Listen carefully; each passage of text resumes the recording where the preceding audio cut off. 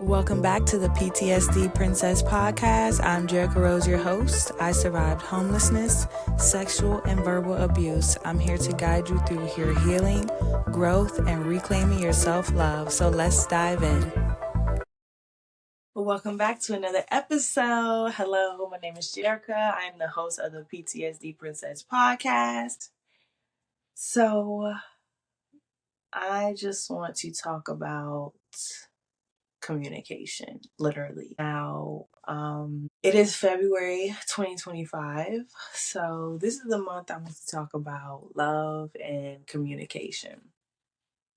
So I do have some notes here, and I want to share them with you because I am in a relationship myself. If you don't really know my story, I met my boyfriend on a dating app, and honestly, I wasn't ready. I was still trying to get over my ex, and I was always just trying to find love and just find somebody that can make me feel whole. This is way before I even started really asking God and talking to God, like, fulfill me. Like, why do I feel so lost? Why do I feel so alone? So I met him on a dating app, and we started off as my friend. I told him I was scared. I'm not ready to get into this relationship. Because of my past traumas with men and how relationship just never worked out for me, and just lots of things, and not having a dad in the house. So I didn't even know what real love felt like, how I wanted to feel love, like valued and, supported. So I want to leave with 3 tips today because I named this episode, Why Does He Just Not Get It? So I want to aim to help you and help myself to communicate without all the drama. The first tip is say what you mean without all the extra.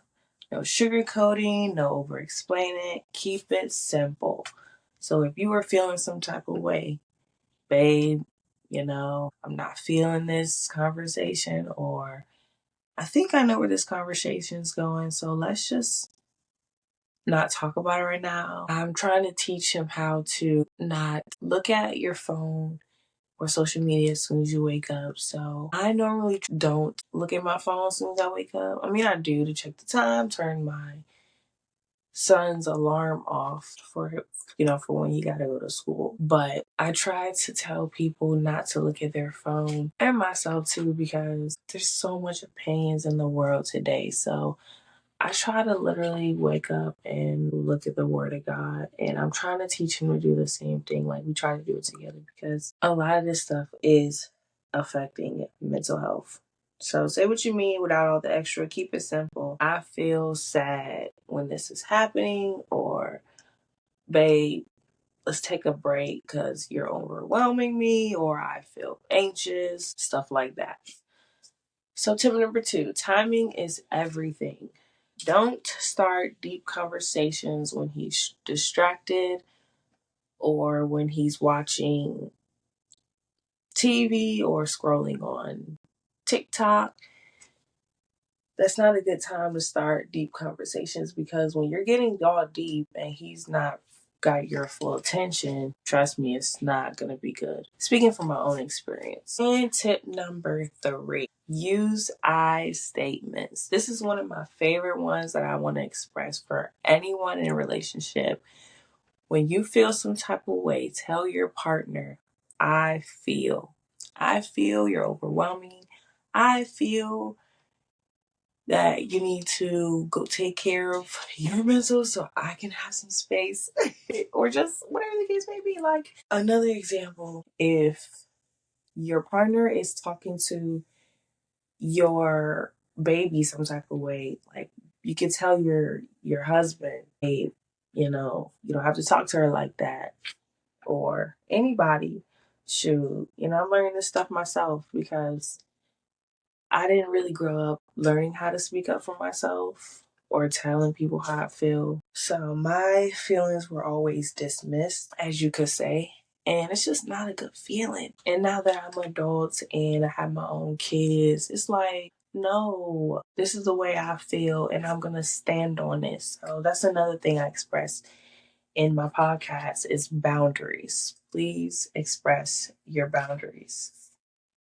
These people will literally say anything, do anything to you, but if you lay it down the first time, lay down the line, let them know what it is, you'll be fine. So to run those tips back, tip number 1, say what you mean without all the extra. Don't take your man or your husband through the loops. Keep it short and simple, straight to the point, no matter the outcome. Because the outcome could probably be better than what you thought it would be, or not even as worse as you thought it would be in the end. So timing is everything. That's tip number 2. Do not start deep conversations when he's scrolling or when he's driving, or if you feel like he's about to have a deep conversation with you as well. Let him know, babe, it's not a good time. He's going to take it how you want it, but you got to express these things, practice these things. And tip number 3, we are going to use the I statements. So not you always. So you always this and that. You always that. You never there for me. No.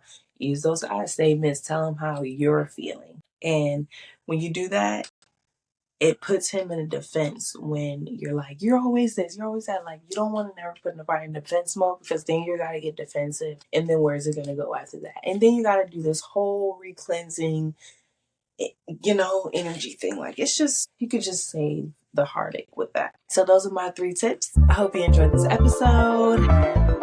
Don't forget to like, share, and subscribe if you are watching the YouTube. And if you are on the audio, don't forget to follow so you can catch the next one. See you